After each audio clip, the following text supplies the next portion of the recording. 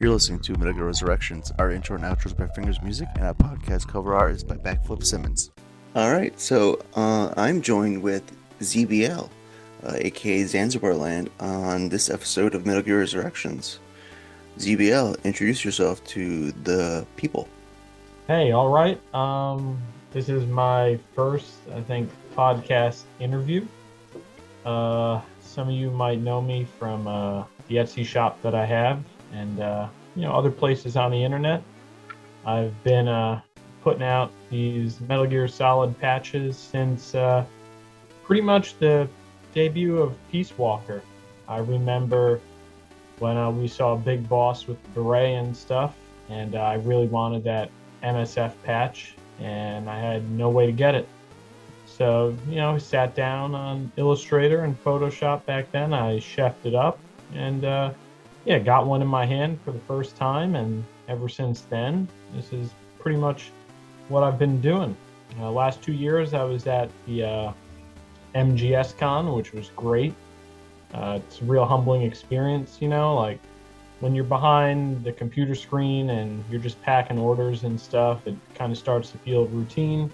But when you're out there and you're meeting with other like-minded people and fans, and they come up to you and they tell you, how thankful they are to be able to have something like that in their hands, it means a lot. So it's been, last 2 years have been very humbling. So I'm glad that Johnny, you gave me the time to talk with me and, let me connect a little bit more with the people out there who love Metal Gear Solid as much as we do.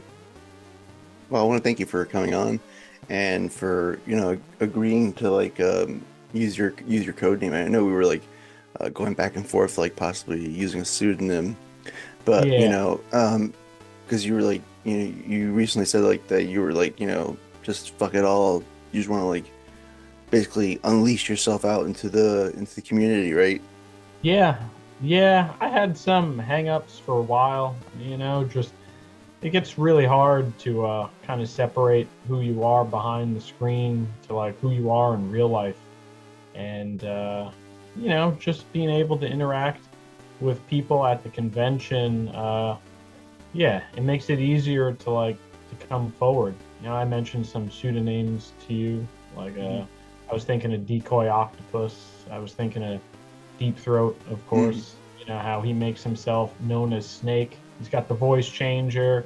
We don't really see his face, and then it turns out it's somebody from his past.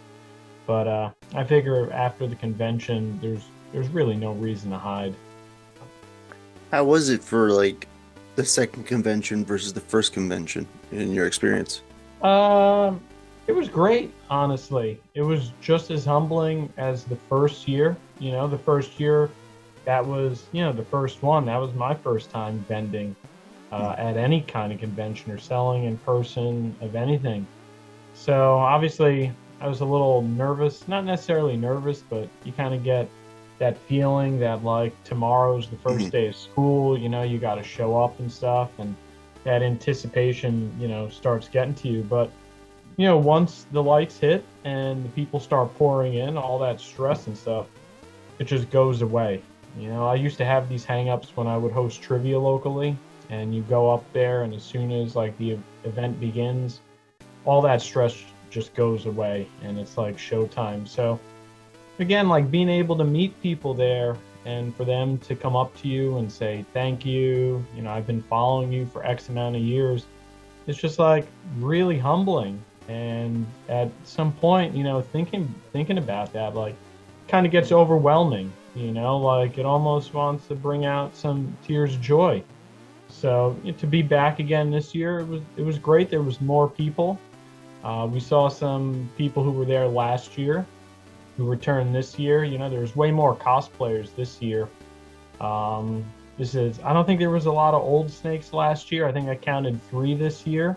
Mhm. Shout out to that one old snake who was massively dehydrated the whole day. He made it a point to tell us. I told him drink some water, man. But yeah, it was awesome. I didn't.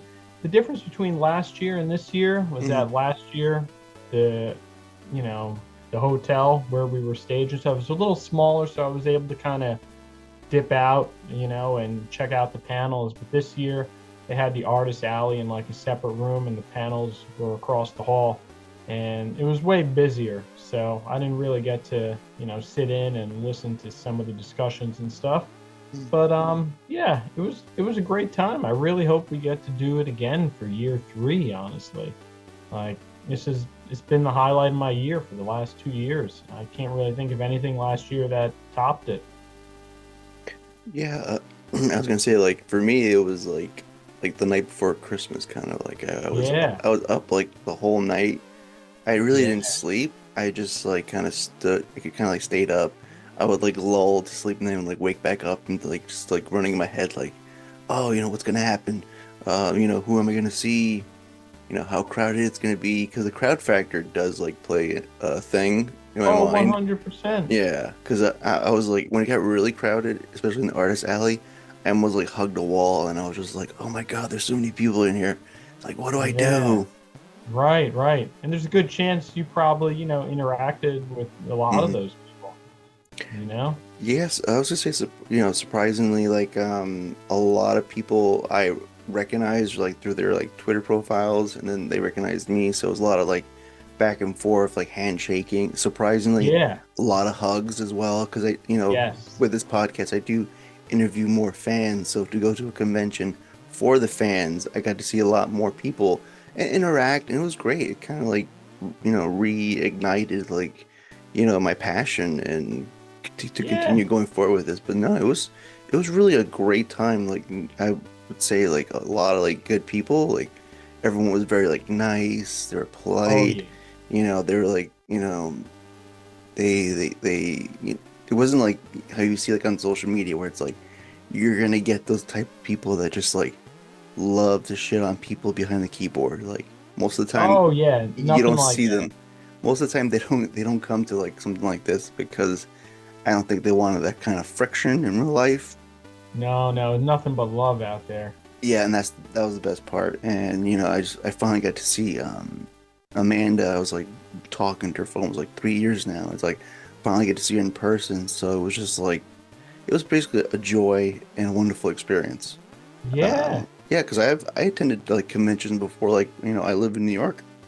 I go down to the city when there's New York Comic Con, and it's like it's very corporate. And Oh yeah. yeah, so it doesn't feel, and it's very big, so you get a Plus, lot of yeah, there's people. so many different Mm. interests and stuff going on there, so many different properties. Oh yeah. So, I mean, you might be able to connect with people cosplaying as certain characters or stuff like that. But here, it being, all one interest, all Metal Gear, it's Hmm. just way more intimate, you know? Oh It's yeah, and easier that's to like, connect. oh no, go ahead. Yeah, I'm Oh, sorry. yeah, Yeah. I Oh. was just saying, yeah, it's just way more easier to connect and stuff when you're Hmm. there for, one common interest, you know? Oh yeah, especially like since it's about Metal Gear, it's like that's the conversation starter. Like you just Yes, go right into it. Like oh, like we're gonna do here. Like where did you get your start with the series? yes.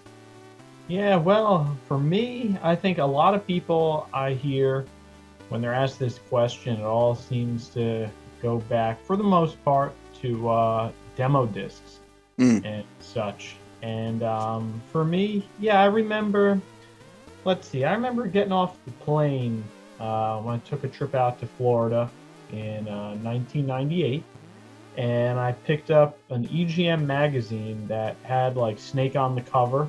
I still have it. It was a drawing of Snake on the cover, kind of jumping down and pouncing on like one of the Genome soldiers. And for me, like I think that was my first introduction to Metal Gear Solid. I remember flipping through there and wondering like, what the hell is this game? And it wasn't until about a month or so later when I picked up a copy of official PlayStation Magazine. They'd always have the monthly demo discs. I still have all of them on my shelf back here. And, finally, now I could try Metal Gear Solid. And up until that point, the closest cinematic experience I had in a video game was probably when I got Resident Evil Director's Cut. Mm. Like up until that time, games were kind of, I don't know, fantastical and a bit more lighthearted. And Resident Evil was the first time I played something that kind of felt like a movie. So to play that Metal Gear Solid demo and to be kind of back in that world of like cinema meets video games was really cool. But what really blew me away and what got me hooked on the series is I just remember, it starts out, you come out the water, and a snake, like, it had some very interesting mechanics. You're leaning against the wall, you're checking your surroundings, and then you could knock on the wall, and the Hmm. guards react. And for me, like, to play a video game, like even in Resident Evil, I mean, I don't even know if the zombies, if you fire your gun, if they were attracted to the sound. But in Metal Gear Solid, you know, you knock on that wall and the guard, what was that noise? Like, it's the first time in a video game where like it kind of interacted with me.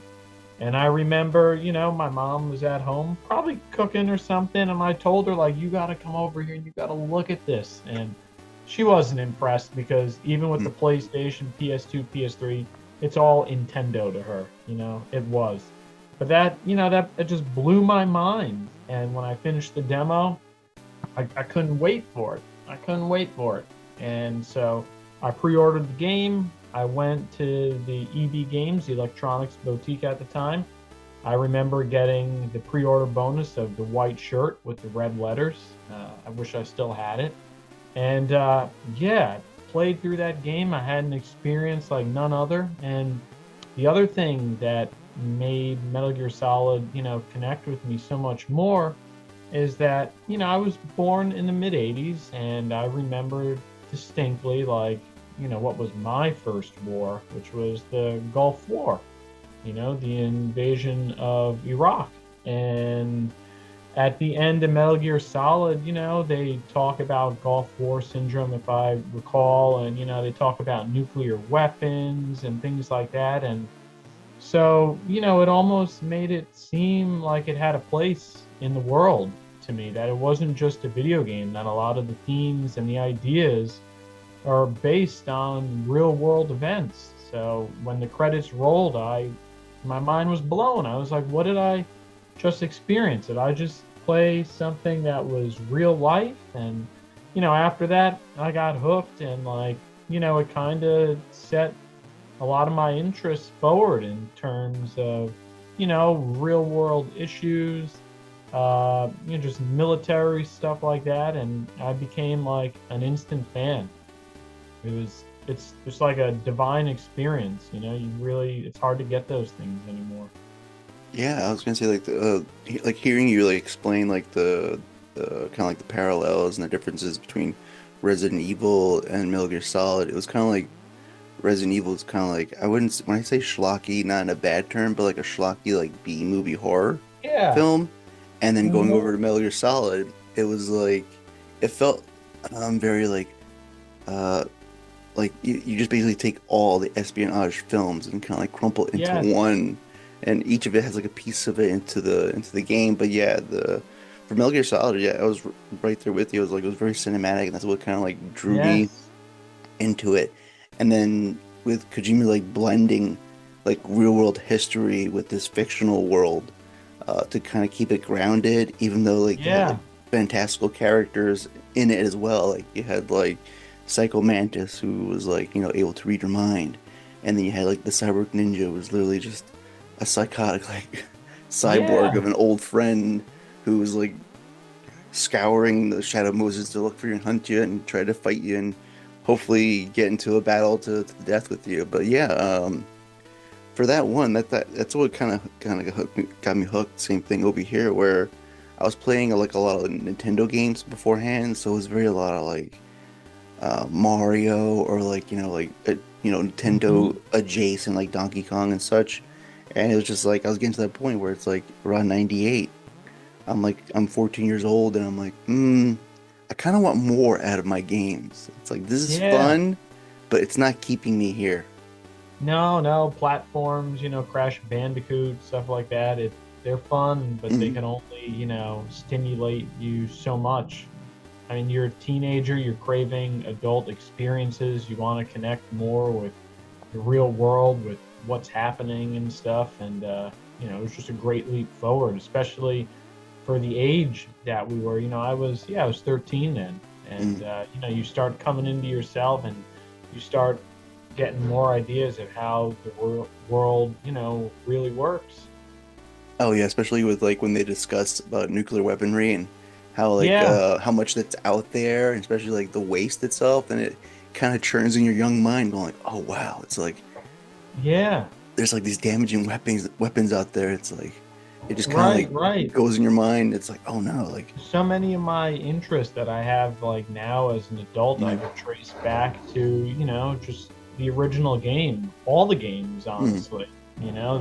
They keep feeding my mind and, the insatiable need to know more and more about how the world works. And also beyond that is where Kojima gets a lot of his, influences for his characters and stuff. We know, 70% of his body is, made of movies, right? I think that's what he hmm. has in his bio. And, for example, I my first Bond movie was Casino Royale. I saw that when it came out. I enjoyed it, but I didn't really sit down to watch all the Bond movies until I think it was like holiday 2020 when I was, Mm. painting these 3D printed bonfires that I used to make. And so I'm watching all the Bond movies, and, I'm seeing that's where he got his influences and stuff for these over the top and like some outrageous characters with all their names and stuff and their abilities and everything. And somehow he's able to take that and, still keep it grounded so it's not, absurd or anything. I mean, some of the stuff is laughable. I mean, like Vamp spinning around in circles and stuff, and Batman, skating around and stuff. But to see where he gets his ideas from, like as you get older and see more of these influences, it just you know it solidifies my interest even more in the series. To see Hmm. strands, as he likes to say. How so many things are connected, and how so many of our ideas comes from the things we like, and how it influences the art and the things that we create. It's just there's always still something more to learn from these games, and something more to find out for yourself, to discover more interests. And yeah, I can't really say enough about how these games just affect my life and interests and what I read. And did you keep track of like past one? Like, did you keep track, like keeping an eye out for like, oh, here comes a preview for Metal Gear Solid 2. Oh, Were you dude. like were Oh you like my aware goodness. Ooh, of don't even going get me forward? started. Yeah, I remember. I still Mm, have a lot of it. A lot of this comes back to, video game magazines, which are obviously, hmm. I mean, on death's doorstep with what happened with Game Informer and stuff in the last, week or so. But I remember again, I'm at the mall. It's I think it's the summer of 2000, maybe. Could be the summer of 2001. Again, I have the magazine on my shelf, and just reading about Metal Gear Solid 2, like what's to come. I mean, for Hmm. example, okay, Zone of Enders. I probably played all of 10 minutes of that game, but I bought it for the demo disc. I bought it Hmm. for the demo disc. I mean, I still have it. It's a little scratched up, but I played the living hell out of that. So, I also have a CD somewhere in my desk here of the Metal Gear Solid 2 trailer, which I probably watched like a million times over, Hmm. just, I mean, to satisfy that hype, like the hype train for those games are like none other. Like on my PlayStation 3, I still have the Metal Gear Solid 4 summer movie trailer, and Hmm. sometimes I'll watch that, and it still gets me hyped. So yeah, I just tried to keep my ear on the ground back then to the magazines that I would buy and subscribe to, see what was coming next. And yeah, I couldn't get enough of the trailers, and I would eat up every single article that was written about it. I mean, I probably all the magazines that I got there, specifically I'd buy them for more tidbits on what's coming next. Yeah, I was gonna ask you for Metal Gear Solid 2, how did you feel like the switch? Like Oh, you start as Snake and oh, then the next yeah. chapter it's like, oh, here comes Raiden. Yeah, I mean, of course, I felt some kind Mm, of way because you want to play a solid Snake. mm, I I didn't play the original Metal Gear or Metal Gear 2 until probably when Subsistence came out from Metal Gear mm, Solid 3 when they had the old games on there. But yeah, you want to play a solid Snake. You want to continue his story. So with the Switch, I mean, I wasn't mad or anything. I mm, just was hoping that at some point in the game I get to play as Snake again. Because you remember when they mm. were showing some of the previews, you're fighting the Harrier jet as Snake on the George Washington Bridge, And I Yeah. also remember that one of the magazines, I think for an April Fool's joke or something, they showed you like controlling Pliskin from the helicopter and stuff. With that scene in the big shell.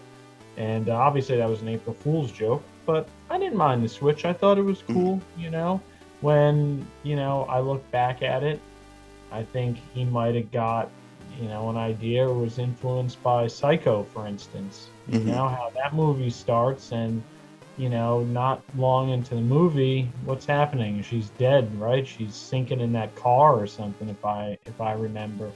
But the switching up the main character there is it's definitely a trope that I wasn't familiar with, but I didn't mind. It didn't change the gameplay Hmm. whatsoever, and like at the end of the day, the story and the gameplay were still top notch, and so yeah, I was overall I was totally cool with that. You can't get me to really shit on that whatsoever. Yeah, no, like I think when it first like released and people saw the Switch, they were like obviously like upset because they weren't aware. Because Yeah, everything we saw was all just Solid Snake. all Y- of it. you get the box on the cover on the back. There's no Raiden on there. He's Nope. not no pictures of him whatsoever. So you're like, well, where's this character come from? And I enjoyed that like years down the line, um, people kind of like learn to like appreciate that title even more, especially with like the context of the story, the Oh use of yeah. AI. Oh yeah. Hmm. Especially today. Oh yeah, I was gonna say like especially how it's like basically running rampant, like AI just kind of like storming everywhere, and kind of like Yeah. companies kind of like just trying to force it on people's like basically down their throats. Yeah, and truly just churning out trivial junk Hmm. content. Just trivial junk content. That, I mean, don't get me wrong. Like when I first got a Stable Diffusion desktop client, I was generating all these images and stuff for a good weekend, and Hmm. it was giving me that dopamine rush. I mean, it was hitting. I was pretty blown away by, what was churning up on the computer. But now, you sometimes, I mean, some articles and stuff, I mean, instead of using any stock images or illustrations, it's AI generated images. Hmm. And that stuff is everywhere now. And then even on some Amazon listings, I also sell on Amazon. There's a lot of AI descriptions and stuff, and that stuff is just running rampant, and it's just unhinged crap content. And as you remember, when we're getting that little spiel there from the corrupted colonel, so to Hmm. speak, and they're just talking about all the information that's running rampant and how they're there, the Patriots, to provide context for it and to filter out all the junk and stuff. Like, I dare say, like, Solidus was the good guy. And it Hmm. really sucks that you're forced to, like, fight him and stuff. I mean, it kind of reminds me of Bane from The Dark Knight Rises. Hmm. I mean, I only saw it that one time, but I felt he had those Solidus vibes where, he wanted to say, like, fuck the system. I want to burn it all down and have a better world. But, like, the good guy, his that's his job. He's tasked to like take out the bad guy, and what choice do you have? Like you gotta take Solidus down, even though that's not what you want to do. I'm all for him. Like fuck the Hmm. Patriots, damn the Patriots. Like I want to get rid of them too, but that's all those themes and stuff is crazy. How it's just so much more prevalent today and important than it was back in like 2001 when I mean, a lot of that stuff seemed foreign. Now, I don't know if it's because we were younger Hmm. and couldn't wrap our head around it, but I think it speaks to Kojima kind of envisioning the future and seeing where a lot of this stuff was heading, and prophetic, as we all know. Yeah, because like I think like for Solid's character, like I feel like he gets like less of appreciation.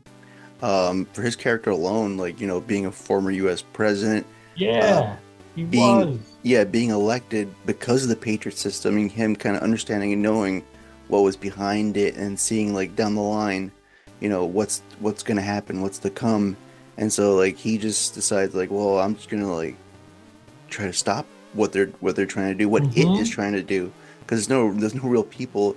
It's an AI system where it's like, all right, he has a battle and it, and try to find a way to control it. Yeah, yeah, yeah. Yeah, It and then wanted to regulate our lives. mhm. Yeah, and I mean, I feel like Raiden maybe would have just stopped and just said, fuck it all. I've been used like crazy. I'm gonna leave. Up until like the last minute jab where it's like Solid just kind of like tells him, it's like, I'm the reason why you are who you are. It's like, Yeah, because I'm kind of in a way, I'm your father. I'm your And father. then Yeah. here we go. Like, we gotta have a sword battle Yeah, no, I get in that. I Manhattan. get that. I mean, I felt it in the past. My dad, he kind of ran off, and when I was younger, and my feelings were a little confused, and yeah, there were times where I kind of felt like I wanted to street fight my dad. I get it. I get it. I was gonna say that seems to be the consistent like key to the series where it's kind of like sons want to like battle their fathers Yeah, throughout the timeline, like no matter who it is, whether it's like adoptive fathers or biological by cloning. Um, yeah, I would ask you like which of all the titles, which one was your favorite? oof, man, I'm I'm never prepared for that It's question. it's a hard Um, it's a hard question because a lot of people will have Phew. like a 1A, 1B kind of thing.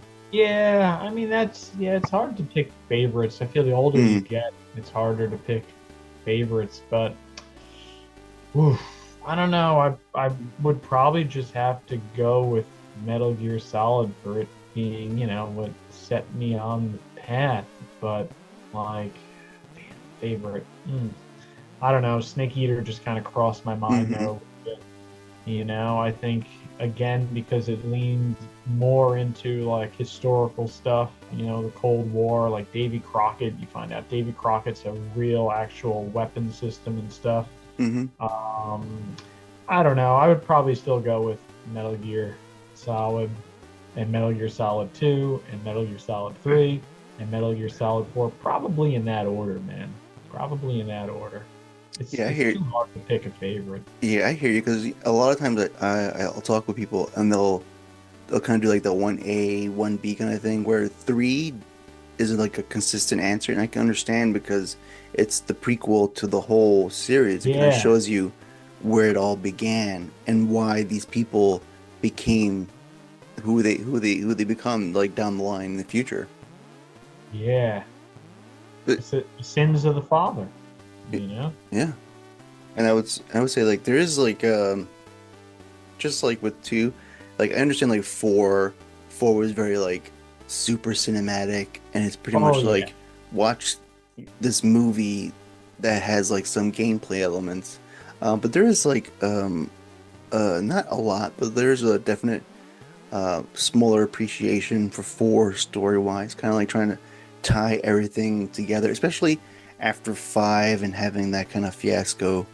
Um, you know, how that like ran, and like how kind of like we really didn't get a true No, sequel. It yeah, was kind of like cut yeah. short. No ribbon on top of the series. Yeah. So I can see like people kind of like going back and be like, well, four kind of gives us like everything like to the present day of this timeline. Yeah, it does, but I think like, if I dare criticize Kojima, he let his cinematic ambitions kind of get the better of him. Hmm. I mean, I love the game. I went down to the Virgin Megastore, to see him, to get it signed, to get it at midnight. I finished it, that following Sunday, a couple days later, and I enjoyed it. Hmm. But, some part of me felt like ever so slightly unfulfilled when it came to, the gameplay or Hmm. something. I don't know. It's not that it was bad, but something about it made me feel like unfulfilled more than the Phantom Pain. I mean, people like to say, "Oh, the Phantom Pain, it's incomplete. I Hmm. feel, I didn't get this out of it." I love that game, and shame on me for actually not listing it, a few minutes ago. Like, I would probably put the Phantom Pain above Metal Gear Solid Hmm. 4 because of, the unparalleled freedom that it gives you to carry out your mission. But like, MGS4, it was still something about it to me felt off, and maybe it's because there was so many cutscenes. Like, don't get me wrong, like I love a good movie, and I would like to see Kojima direct a movie, but at the same time, I'm playing a video game, Hmm. and I want to enjoy like more. I want more gameplay, and something about it. Going all over the world and stuff kind of made it feel a little disjointed and Hmm. stuff. It was nice to go back to Shadow Moses, and it was really fun in the opening chapter when you're in the Middle East. Because I mean, just the first trailer that they showed in 2005 of Snake, in that war zone and in the first person mode. I mean, that's something else that I kind of forget about, but like that trailer got me so hyped up. So it was fun to play that, but by and large, something about MGS4 just kind of felt off to Hmm. me. So it might be possibly my least favorite of the series, honestly, now that I'm having this therapy session here, hashing it out. Yeah, I would say that I feel like for five, yes, it does get a lot of complaints, but I think it might become like the kind of like what happened with two. It's gonna take time and years Yeah. down the line for people to kind of like reappreciate that game itself, because when you play the game like completely from ground zero to Phantom Pain, you kind of see like, oh, the Kiefer Sutherland thing doesn't really bother you No, because not at you get all. to the end of the story and you go like, oh, this kind of makes sense of what's happening Yeah. here. Right, right. For all we know, yeah, Big Boss, still sounds like David Hayter. We never Hmm. hear him speak. We see him puff a cigar. That's it. Yeah, pretty much. And I think I'm trying to remember. I think the voice actor who voiced older Big Boss in Uh-huh. four, I think he may have like passed away. Um, Oh, I'm not even sure, yes, honestly. yeah, because I'm trying to like re-remember. Like I don't know if he passed away as well. So it's kind of like one of those things where it's I like, know Solidus's yeah, voice actor did a few years ago. That hmm, much I know. yeah. So it's kind of like one of those things where it's like you don't really want to use somebody who's voicing an older, like a Yeah, familiar voice, right, but right, right. older, meant to be older. So it was refreshing, and the game itself was very fluid. The gameplay, being able to like basically sneak in, sneak out, Oh yeah, take over like bases and like using small the like, weather, to your yeah. advantage, And I was gonna say like calling airstrikes and stuff. using like a supply drop to drop on people as well. Yeah. Like anything you could imagine, like you can actually try to replicate it on this game. Mm-hmm. So Mm-hmm. yeah, it's like one of those things where I think people will come back to it and be like, oh, I kind of, enjoy it more because like, yes, people like data mined it and go like, well, there's like additional stuff that we didn't get. And I feel like you can take any game, That's how it is with yeah, everything. with Movies, everything. games, TV shows, even books. I mean, for instance, like, Stephen King, he wrote The Stand, and then some years later he came out with like his uncut version of The Stand, Hmm. which added a few hundred pages more to it. And he even said there's still stuff that he didn't include because it simply didn't work, So Hmm. every creative thing, there's always something missing. You can't look at that and think that that had really anything to do with the story, unless, of course, they re-released it and had some like Phantom Pain director's cut and they put Hmm. extra stuff in. But that's, it's the game we got, Yeah. you know? Yeah, I would say like it's kind of like also starting to be like an exciting time because we got like the Master Collection. Yeah, So, it was wonderful to like kind of like bring all these games from modern consoles, especially after Konami delisted 2 and 3 beforehand. yeah. And on Delta, like it's not new, but it's new-ish Well, in a the way, you Phantom know? Pain brought a lot of people to the table. Mm-hmm. I could think of somebody that I've spoken to over the Instagram and stuff in the past few years, and they said they didn't really start playing the series until the Phantom Pain came out. Mm-hmm. So, there are ways to experience the other games, through ROMs and stuff like that. And if you can somehow nab yourself an old PlayStation or something like that. But yeah, there's still people who have yet to experience, like, what we were able to Mm-hmm. experience when we were teenagers and stuff.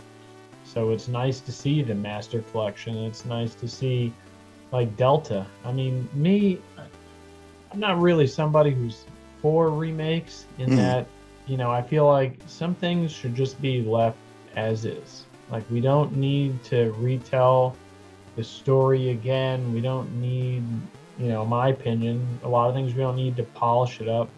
I'm all for like 4K restorations of classics and stuff like that, and movies and things like that. That's cool. But like remakes and stuff, it's like nothing. A lot of things just can't remain as they are.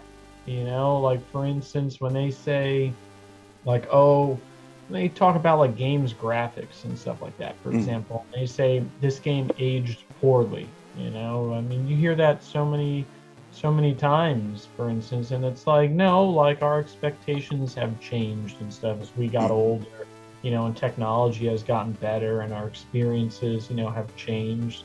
It's great for what it was and when it was made. And, Snake Eater, it's 20 years almost, actually, Mm-hmm. right? Yeah, it's going to Yeah, be November. 20 years in this fall. I still have an OPM magazine that I got from back then on my shelf. And I didn't feel the need or the desire to have a remake. Mm-hmm. But, I'd be lying if I told you I wouldn't play it. Because, if the gameplay is good, if they maintain and respect the story and stuff, yeah, of course, I would love to experience that. But I was Mm-hmm. never somebody who was trying to push a remake home, because I'm happy with what I experienced when I did at that point in my life. And, I don't desire to see things made again or changed, or people to take artistic freedoms with how they feel they should change like his story or whatever. So Mm-hmm. it's reassuring to know that the game seems to be in good hands with respect to the story and the voice actors and stuff. So yeah, I'll play it. But if they never remade it and all we had were those pachinko slot videos, I'd still die happy knowing I played the original one, you know? Yeah, because a lot of times like people argue like frame rates and talk about like how they want it Ah, higher, and I've never been like that person that goes like, yes, I totally agree. Like we should have higher resolution, impeccable frame rates. I've never been that kind of person. My eyes, I don't have the eyes for it. It's like I yeah, enjoy the game for what it is and yeah, what I that's what experienced. matters. Yeah, exactly. I mean, look, if they do this right, that would Mm, make me hopeful that perhaps they may do a remake of the second one or the first one. And again, I have no desire to see it, but if they do it right, of course, as a fan, I'd want to play it. Like for me, the Twin Snakes remake, mm-hmm. I got it on the GameCube, and regretfully, I traded in years ago. It took me a long time to stop trading games in. But the one thing I didn't like about it, and I understand why they had to re-record the audio and stuff, but like to me, I compare. I thought the game played great. It was fun to play. It was cool to kind of go back there and stuff, and revisit Shadow Moses. But I kind of compare the Twin Snakes, like the action scenes like when there's that scene where like Snake, if I remember correctly, he's like jumping off the missile or something Yep. like that. It reminds me of Die Hard 4. And in the way that like Die Hard 4 turned John McClane into like a superhero. Like he Hmm. was hanging on the Harrier jet and all this stuff, and it seemed so out of character for, this character that we saw in Die Hard 1, 2, 3. Like, in the first one he's running, he's barefoot the whole time, Hmm. and in part 3 when he's in, New York City and stuff. And even in the second one, which doesn't seem to get a lot of love, but it was all right. Like he seemed like an action hero, not like an action superhero. And in the Twin Snakes, it felt like to me that Solid Snake was kind of like this superhero Hmm. and such. And me personally, I didn't really like that. And the audio, it felt that, like, I don't know, it felt like there was way more emphasis on like Snake's like roughness, and Hmm. he really, I don't know, he tried to like put something else into the character that like felt kind of off to me. And like with that said, I'm hoping that with the remake with Delta, that Big Boss, he doesn't, I don't know, there might be some people out there that understand where I'm coming from when I talk about Solid Snake's voice in Twin Snakes compared to the original. And so I hope that I don't have that feeling in Delta compared to the original, that like Snake isn't overemphasized, for Hmm. example. I don't know if I'm alone in this, but sometimes, yeah, that's part of the reason why sometimes I wanna hide, because maybe this is like a controversial opinion of Snake being this crazy superhero guy. But yeah, I didn't. That's my takeaway from the remake and what I didn't like about it, honestly, of Twin Snakes. Yeah, no, I hear you. I understand you because like I feel like a lot of like the fans like kind of started with Metal Gear Solid and like kind of going back to like Twin Snakes and like other like non-canonical titles, but especially with Twin Snakes, I feel like they kind of like turned him into like a super soldier where it's like Yeah, totally. He's Captain America where he could just do almost Yes. anything in this game. He's flipping all around. Yeah. He's literally like in the scene where he's trying to sneak up on Liquid Snake and Revolver Ocelot, trying to understand the pallet keys. I think he literally flips over a door frame. Yeah. Yeah. And that Uh, doesn't make any sense when you're sneaking. It's like, why would you jump high yeah. up That's and then land exactly. softly? Like, how'd you even It attempt to for do me, that? yeah, it takes me again, like I mentioned when we first started talking, Hmm. how so much of like Metal Gear Solid is grounded in like some bit of reality, Yeah. And so when you see Solid Snake like do this crazy flip, it kind of like breaks the immersion. Like, Hmm. James Bond, for instance. Like I said, I haven't watched those movies in almost 4 years now, but I can't recall him. I'm probably going to get panned for this, all right? But I can't really recall him doing anything that was super uncharacteristic for like Hmm. who he is, and to see Solid Snake like make these crazy Captain America moves, it's kind of, yeah, it breaks the immersion for me. It's like, whoa, he's not like I don't know of any Delta Force, Green Beret, Navy SEAL who's Hmm. doing this stuff. And so for me, like, yeah, that was like, kind of jump the shark kind of moment, in my opinion. Yeah. Maybe it appealed more to like gamers who were just first starting into the series, like people who were like probably around, you know. Growing up with that game versus like Hmm.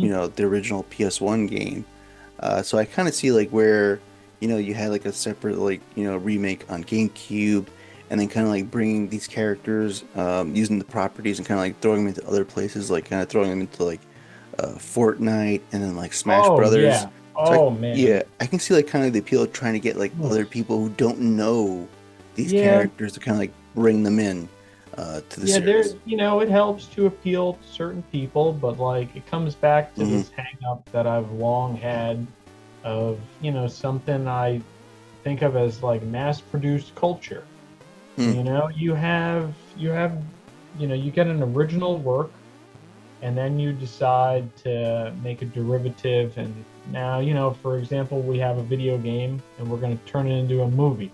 Now, I like the Super Mario Brothers movie. Mm. I thought it was kind of cool with this alternate history thing, the way the dinosaurs evolved and stuff. That was creative, but like when you take like a property, let's just say, Mortal Kombat, and you try to make like a one-to-one version of it. I mean, I also have to admit, I guess I kind of like the Mortal Kombat movie. Not as much Super Mario Brothers, but Mm. it tends to not work. But you find like nowadays, they come out with a movie, or let's just say Star Wars, for instance. Yeah. You had three movies, and then you had the expanded universe, which I've only ever read Shadows of the Empire, played the game, but they start finding ways to answer these questions that you had.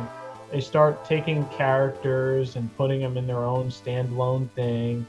And then in that, you find another character, they want to adapt that into a TV show, and you keep splitting hairs and splitting hairs, you keep answering questions. You don't like, not you, but we don't like to Mm. let something just be now. We Yeah. just have to keep like, oh, this character, there's going to be a crossover here. They're going to appear there. I get it. Like you mentioned, there's an appeal to it to show, to maybe bring more people under the tent, but it kind of dilutes like the original work. It's just Mm. like I mentioned, like mass produced culture. Like how many times can you remake something like The Thing, for instance? Mm. If I remember correctly, and some people listening could probably correct me here, but I think we started out as a book, perhaps, Mm. and then it was turned into a movie, and then it was turned into The Thing, and then we had that prequel movie or whatever with how the first base that went under, how that happened. And you keep like answering all these questions, and you keep doing these derivative works, and you can't let anything just stand on its own, and it kind of dilutes like the original piece, the original work. Mm. And like I said, I'm all for bringing more people in and exposure, and Solid Snake being in Smash Brothers and stuff. Like, it's not that I don't like them, and I like that other people like those properties, but again, for me, this, like I said, this mass produced culture, I feel like in the long run it kind of takes some things away from the original property or the original story and the medium that it started in. Yeah, I was gonna say, like, I can understand like where you're coming from. Like, you're hoping that they don't just like kind of bleed the IP just to like Yeah, get whatever return at the end of the day. everything. Yeah. I mean, more people. I used to get a lot of criticism from Mm. my friends for just I I was never interested in the Marvel movies. I Mm. went to see the Avengers. I saw Iron Man. That was a cool movie. And then I went to see the Avengers, and like this is what, 2012, I guess they came out, 2011. I checked out. Mm. And for me, it wasn't exciting. I mean, it was like just all the soundtrack and stuff, and something about it didn't appeal to me. And I mean, those movies, Mm. they're not bad. They have their fans. People like them. I think for primarily to see their comic book heroes come to life and come on to the big screen. But eventually, they they make the TV shows, they make more movies, and then you get Disney buying them. So Mm. then Disney has their ideas on how they want to do it, and it gets to the point where like the quality of these movies and series and worlds start to suffer. Mm. Like I thought, like I said, I was the only one among my friends who said, "Listen, Mm. me not liking these Marvel movies is not a critique on your taste. I'm just expressing to you how I feel. I don't like them for X, Y, Z." And now I'm hearing from them, and you're seeing a lot more on social media. Oh man, Marvel, like, oh boy, they dropped the ball, or Mm. Star Wars, like, I can't anymore. The quality, it starts to suffer. You know, it starts to suffer. Yeah, I was gonna say like because like as more titles keep releasing, they're making money. They're making a lot of money. So there's a lot of Yes. pressure to like, all right, we got to keep churning, the wheels here. We got to keep spitting titles out left and right. And then Yes. when you do that, there's a suffering in the work itself and in the Yeah. quality. Then it starts to feel like an investment, because like, Yeah. well, if you miss this movie, well, you can't watch that because now you don't know what happened, and if you Mm, don't see this TV show and then buy the limited run comic, well, you're going to be lost on this. It gets entertainment now. It seems to be getting so convoluted. yeah. I mean, and then it's like you kind of look into your into this series and you're like hoping like don't do that to this, please. Like Yeah. of all the things you can do, like because Konami has like a lot of like properties that they just kind of like let it go, let it go like not by the wayside, but just let it lull down and just like not do anything for a good amount of time. Castlevania. Yeah. I think the Castlevania anime, okay, that was pretty good. I only saw the first series. I enjoyed it.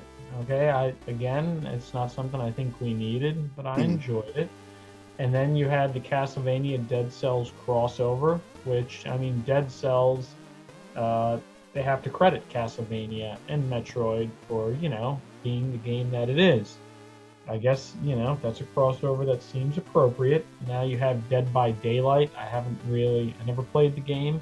I'm not Hmm. really sure how Dracula and stuff fits in there, but gosh, like, why don't we just make a new Castlevania game? Yeah. Okay, I know that they came out with the PS3 titles. They were all right. They were okay. But like maybe we should just go back to what made it good, a 2D like side scroller, like that Bloodstain series. Hmm. That was a good one. Obviously, it's not Castlevania, but I think it. Correct me if I'm wrong, people. I think it was made by the original creator or something. So you could feel like the genes of Castlevania in there, but like let's not take these properties that Hmm. a lot of us, I'm not gatekeeping here, but a lot of us grew up with, and then just kind of forgive me, but pour out the characters. Hmm. I mean, this is such a complicated topic in some ways, because I don't want to sound like I'm dunking on this. It all really comes down to just personal preference. Hmm. Not the quality, not the enjoyment, but just my personal preference. And I'd prefer to see more games in the series than characters going into other games. They got to make money somehow. I get it. Hmm. Maybe they don't have the money to fund development. I get it. So what can we do? Well, we could pass these characters around. We could, dare I say, make some uninspired merchandise. We want games. We want to be immersed in these worlds and Hmm. stuff. We crave original stories and stuff, and that's what Konami should do.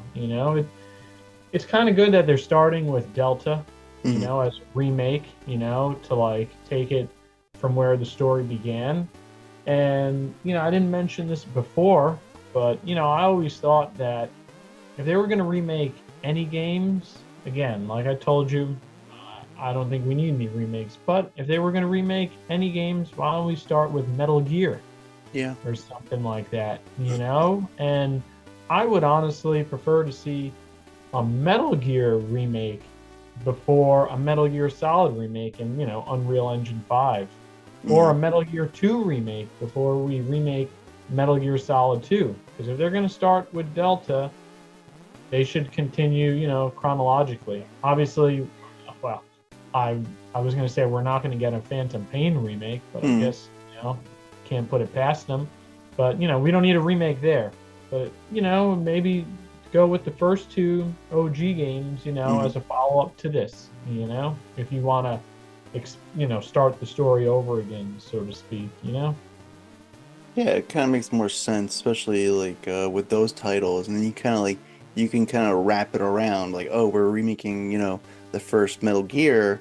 So like for people who enjoyed Phantom Pain, you kind of like, oh, continue the story in Oh this yeah. remake, you know? Oh, true.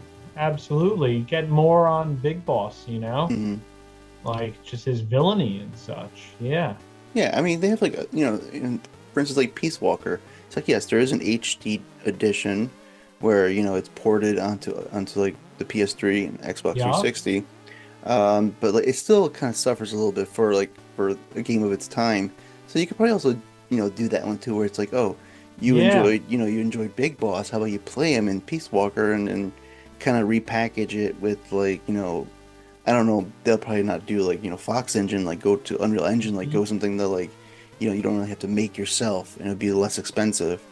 But you Mm-hmm. can kind of get that fluidity of gameplay into that title and then kind of Well, what do you repackage think? that. What do you think about like potential like sequels and stuff? Because I mean, we're here Hmm. thinking about the remake and stuff and what they could remake, but what about like where they could take the series? That would be an interesting story because I think outside of like Hal and Sunny, you don't really know what happens past four. You get like mentions and like Rising, where it's like that world becomes like even more like scarier versus four, where it's like, holy crap, there's like Metal Gear Rays just dropping out of the sky, just like Uh-huh. attack attack you. But for a sequel, I guess you would have to like with the cast of characters you have still remaining. So, we're to believe that after four that David just dies eventually, whether, you know, I doubt he'll do it by his hands, but like the effects of like, Fox has already done its Yep. Yep. damage. The advanced aging. Yep. Yeah, the advanced aging was because it was cloning process where, well, he's gonna die, so maybe I don't know who's next up. Like, are you gonna do a story of like Meryl and Johnny? Like, are you gonna do them, or it's like, are they gonna like kind of like Hmm. restart Oh boy, Foxhound? I could see some co-op game or something now with Yes, I was gonna them. say. I was gonna say if possibly like maybe they'll get a game director who was like infatuated with like Mr. and Mrs. Smith, and it's like this would be perfect for these characters. We can kind of do like a co-oping, kind of swapping between characters in gameplay. Mm-hmm. So that could be a possibility. I mean, outside of that, like maybe a prequel to Rising, go back to Raiden, kind of show him maybe. I mean, that's a prequel. Like if you want to show him trying to saving Sunny, but I don't think You you know, want like to do that. in between two and four or something like that. Yeah, kind of What show was me. he up to? Yeah, what was he up to? How did he save Sunny? Um, that kind of thing. It's like, I mean, there's like in between titles you can do that. They're kind of like a sequel and a prequel Yeah. for like the story of like of David, like between like the times of like two and Metal Gear Solid 1 kind of thing, Yeah. where it's like, Oh, what was he up interesting. to and kind of thing. Or if you want to do with him and Hal, like, he's basically infiltrating like, Philanthropy. Yeah. yeah, like infiltrating like other companies and countries. Yeah, because Uh, if mhm, I don't know how long it's been since fired up MGS2, but mm, I was playing a little bit a few months ago in like the late springtime, and something that caught me was how Hal said like almost every corporation and company like had their own like Metal Gear, and yeah. you know why like app what is there an Apple Gear or something like that? Like, what are we doing? Were they giant walking tanks, or were they Mhm. small, little like security sentries or something like that? So yeah, Mm, there's something he was up to something. Snake and Otacon, they were doing things after MGS1. So mhm. that could be interesting to see what they were up to. We don't know a lot. Yeah, I mean, if you get somebody who's like committed to like kind of like making a sequel or like a in between, kind of give them like free reign to like get creative with the story. Like these Yeah, characters and the storylines are like so creative already. It's like you can get more freedom out of it because you're not restrained to like yeah. what's already there. So maybe a sequel. I don't know what. Like I said, for like probably like go with Meryl and Johnny maybe, or Hmm. a completely new character altogether, I someone like we the we have no ideas history of with. I like the ideas of knowing that other countries were developing their own Metal Gear. Like, Yep. obviously, it all started in the USSR and stuff, But Mm, if we fast forward to say the modern day, or at least where Metal Gear Solid 2 took place, I think that was 2009 or mm-hmm, something like that.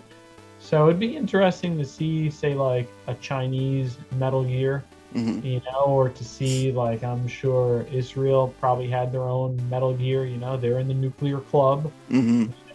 club or countries like that who had undeclared nuclear weapons who decided to develop their own Metal Gears, or bipedal, like, nuclear launching tanks and stuff like that. Similar to how, like, in MGS5, how you had to like raid FOBs and stuff like Mm-hmm. that. I guess it would be kind of fun to maybe, you can put together your own Metal Gear program or something. And, I mean, I'm just spitballing here, but that could be something interesting, if there was some weird Metal Gear MMO or something like that, where you're developing your own Metal Gears and stuff, and you could have big, like, walking tank battles and stuff like that. And, but you got to be sure not to dilute the story or stray Mm. too far. You need like a Metal Gear Bible to make sure you kind of stay in the parameters for any like sequel or prequel or thing in the middle.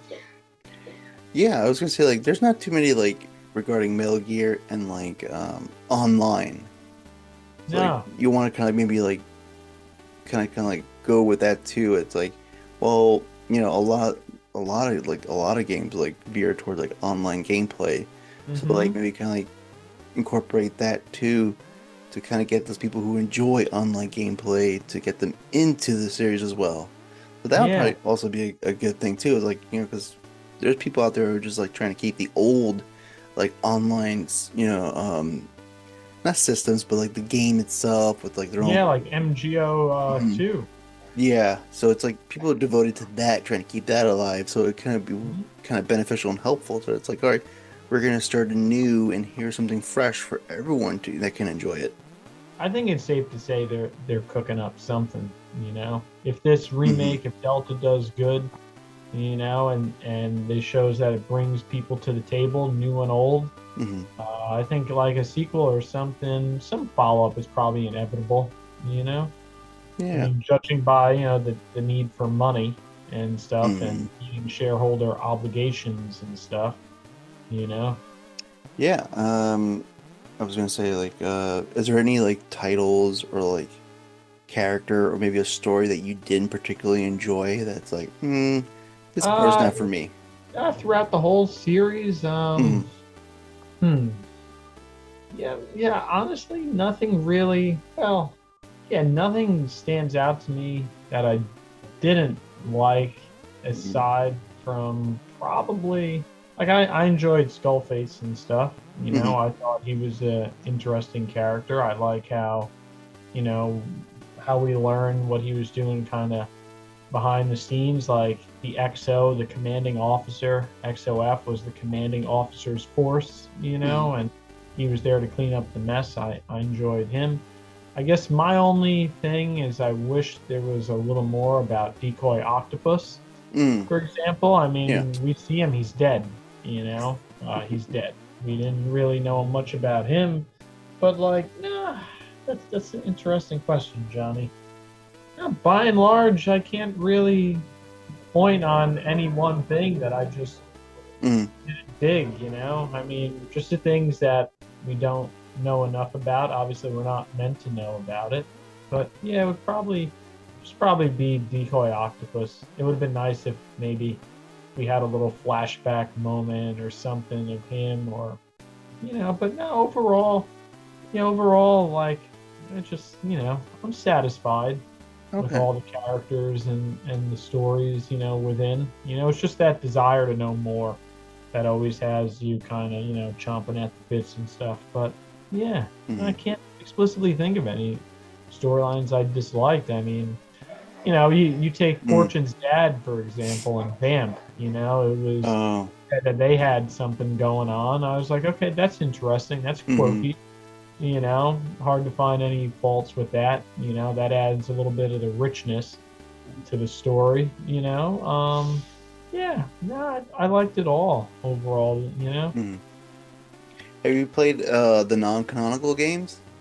No, no, I Hmm. never. Well, Acid, Acid Okay. 1 and 2 on the PSP, I have those. Portable Ops, even though as I understand, like, I don't know, I have to ask. I mean, is Portable Ops considered canon? I want to say yes, right? I just feel that some people have said otherwise, huh? Yeah. I think Like Gene and like stuff, as we yeah, remember him. like majority of the story is not, but I think like Kojima like took like bits of it to continue Uh-huh. on. And so I think it's like, yes, it's not like part of the canon of his thing, but it's kind of veering on its own in a Mm-hmm. way. So yeah, I was like the I opposite. enjoyed Portable Yeah. Ops. Yeah. Okay. You know? Yeah, I was gonna say like I never got a chance to like play the Acid games, but I did like play like a little bit of Portable Ops Yeah, when they it were first came fun. out. Ghost Babel, I Oh played yeah. maybe 10 minutes of it at the convention. Hmm. Uh who Metal Gear Vault, he had a really cool modified Game Boy, Hmm. and he had Ghost Babel on there, so I played that for 10, 15 minutes while we were hanging out at the pool and stuff. But Okay. yeah, that's the extent of the non-canonical games and such, yeah, on my collection, I got Hmm. Acid 2, I got Portable Ops. I think I even got Portable Ops Plus, right? He came out with Yeah. that, Hmm. you know. We're forgetting about one that somebody gifted me, Survive. I've been meaning to play it. Oh. It's Hmm. just lately it's been hard for me to sit down and get some gaming on, but I'm Hmm. looking forward to giving that a little co-op try tonight, as long as I could, commit myself and stuff. Have But you? Oh, go ahead. Sorry. I was gonna say I can't even speak on Survive other than what I hear other people saying, like boo, you Yeah, know. I was gonna say like I don't know personally. A lot of people go like, oh, it's don't even bother. It's not worth it. And it's kind of one of those things where it's like I bought it, but I'd never actually played it yet. So it's Uh-huh. like I'm just trying to like get to it. It's like, oh, do I have time to Listen, jump man, into I'm this title? guilty of that with Rising. When Yeah. FYE was going out of business, they had it for $10. I was like, I gotta buy it. I'm Hmm. pretty sure on my shelf back here, I still have it sealed. Like Oh, I didn't okay. even play that. So, yeah, Hmm. I've played Rising. Okay, I own it. I haven't gotten there yet. I want to. Everyone Hmm. tells me, it's tons of fun. The Hmm. swordplay is good. I enjoyed that in Metal Gear Solid 2, ever so briefly, where we're, you know, using Raiden and he has the sword out. And yeah, generally hack and slash, Devil May Cry kind of games have always been fun. So I look forward to playing that. But yeah, Survive and that are probably the two that, or not probably, they're the two that I haven't touched. Hmm. I would say like not Survive. Rising Vengeance. It's really enjoyable. I compare it to like kind of like a summer blockbuster film. It's like a Uh popcorn huh. film where it's like you don't really need to like focus primarily on the story. Like just pay attention enough, and then dive into the gameplay. It's very like action orientated, not much stealth at all. Especially Yeah. when you attach to a Metal Gear like the name to it. So it's like when you think of Metal Gear, Hmm. you think of like, oh, tactical espionage action. So like, oh, where does that fill into that? Yeah. Um, Nowhere, huh? yeah, I mean it's fun. If you're somebody that also enjoy like the Bayonetta games, where it's like, all right, Yeah. I can Oh, get yeah. into that. Vanquish and stuff. Yeah, Yeah. yeah. So Yeah. A lot of fun. it helps that it helps like okay, I understand that the style of gameplay. I would never say like, oh, don't bother. It's like, no, it's fun. It's a good time. I played at least like close to an hour of it. It's like at that amount of time where it's like, holy crap, like this is like really not only fun, but it's like there are parts you do have to concentrate, like the parry system and like Hmm. understanding the mechanics of the using the sword. So, it's not something to sleep on. It's really enjoyable and it's a really good soundtrack that kind of vibes with the Right. story and the That's gameplay. that's another thing that I've heard. Oh yeah. I had some like a lot of the patches and stuff that I've made throughout the years, a lot of them have come from just people's requests. They're like, hey, I got this cosplay idea, I can't find it, or have you considered like making this patch or that patch?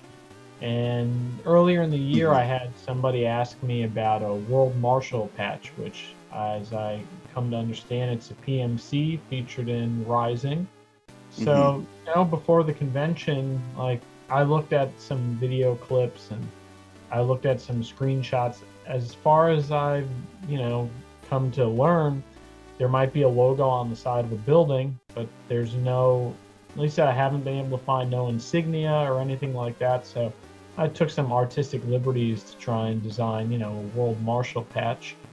But that's been my only experience with Rising was Hmm. just watching a few clips and stuff to try Oh and put yeah. something together, for whoever that was. If you're out there listening, I hope you enjoyed and made your costume. But yeah, I got to play. It was on sale, I Hmm. think, in the last month or something. I think they dropped it on PC or something like that. Yeah, I was gonna say I think there's like an anniversary and they kind of like put it on sale again. It does go Uh-huh. on Oh, sale very often, especially like on the PC end on Steam. There's a lot of yeah. sales regarding like Rising and then like 5 and Survive. But yeah, have you like I was gonna say, have you ventured outside of the Metal Gear world? Like, have you followed Kojima into his new world of like of Death Oh, Stranding? oh yeah, yeah. Of course, seeing that first Death Stranding trailer, it got me with Hmm. that Kojima hype. Of course, I mean, I freaking bit into that, sunk my teeth in. I got the collector's edition. Hmm. I got that Ludin statue. He's a good Hmm. like 4 feet tall or something in there with waving that flag around. I got the PS4 Pro Death Stranding edition. Jeez, so Hmm. I went all in on that, honestly, and I really enjoyed it. In the last earlier in the year, it went on sale on PC, and even though I beat it on PS4, I ne- when I played it on PS4, I never used a damn truck. And Oh. I remember towards the end, like I was huffing hard carrying the stuff on me, and I was like, I don't know why, like I never unlocked the ability to like use the trucks, but Hmm. somehow I beat the game. But the one thing I liked about Death Stranding was it was a lot more chill and laid back, you Yes. know, and it was just a good game to put on and like take in the scenery and stuff, and especially there are times when the soundtrack hits, it's just like it's queued up at the right time, like Hmm. just seems to do it right. And yeah, I've really enjoyed Death Stranding. I'm looking forward to the second one, but like what I'm really looking forward to is that Fizzant, Hmm. Oh yeah. and like whatever that's gonna be. I mean, I've always had this feeling, basically since he announced Death Stranding, that like some part of him is going to want to return Hmm. to the whole, I guess you could say, espionage military kind of genre Hmm. and such. I just it's like so hardwired into him. Like I remember he was in New York City for Peace Walker. He was at the Best Buy, and I went there, waited online to see him. And at the time, I was finishing up college, and we had to like write a paper on somebody who was like kind of well known, but not that Hmm. well known. Like you couldn't pick George Washington, you couldn't pick like I don't know, Robert De Niro because everybody knows about him. You have to pick somebody who's only known in like niche circles. So who am I Hmm. going to write about? Hideo Kojima. And so I read up on him and stuff when I went there. I handed him the paper I wrote, and he took it. But like I was reading it over a couple of years ago, and the teacher must have loved me to pass me because that paper was real cringe. But what I learned about him was how he said, he was a latchkey child. Hmm. He'd come home and he'd just sit there. He'd watch movies. He was really moved by like what happened. Today, for instance, this is the anniversary of the bombing of Nagasaki and Hiroshima. It was just a few days ago. So like those nuclear weapons and nuclear proliferation and stuff would really, really had a profound effect on them. And so, we get the Metal Gear games because a lot of that has to do with nukes and stuff like that. So it Hmm. only felt that at some point, that whole world of, military-esque stuff was going to come calling back.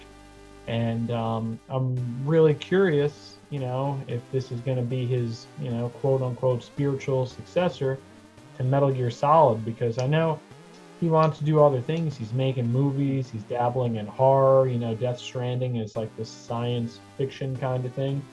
But at some point, it seemed like he was, and now it seemed like he is coming back to that world and whatever Fizzant is going to be. Hmm.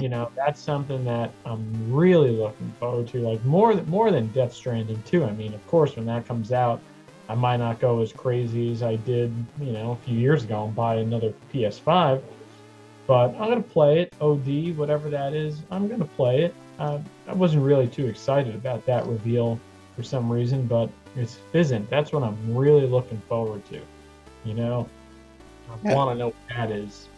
yeah, because like you kind of get like he like even with like his newer titles, like when they're like re-released like Death Stranding with the director's cut, you get the whole like Sam is like literally Yes, sneaking like sneaking up. Snake, and then like kind of taking the box and then going like, nope, I don't need the box for this world. Let me Yes. put it away. And then for like, Ah, and then kind of like for like Death Stranding 2, there's like influences. You kind of see like, in the trailer, you kind of see like there's like kind of like using like Rex in a way into yeah, the yeah, ship. yeah, Yeah, so yeah. you get like a feeling like, oh, he's still like that's still a part of him, obviously, Right. but he kind of You like knew there maybe was going to be a nuke in Death Stranding.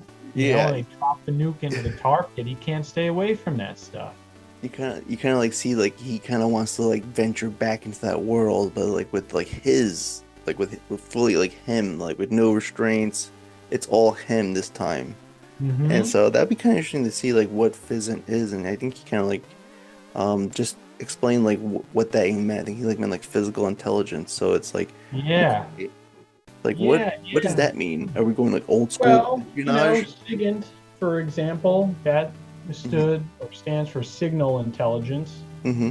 like phone tapping and things like that. There's human, human intelligence, Hmm. talking, face to face with sources and stuff like that. There's geoint, if I'm pronouncing that right, like geospatial intelligence with Hmm. satellites and things like that. So physical intelligence, what are we like? What's the source there? I wonder about that. Yeah, that's another thing, Hmm. that makes me so hyped about it because some part of it, judging by that title, is again going to be grounded, I think, in somehow in our world or Hmm. something like that. I mean, Death Stranding, it's science, it's science fiction and stuff. It's a little fantastical, but yeah, isn't. Yeah, I don't know. Yeah, that's a good question. What does it mean? Yeah.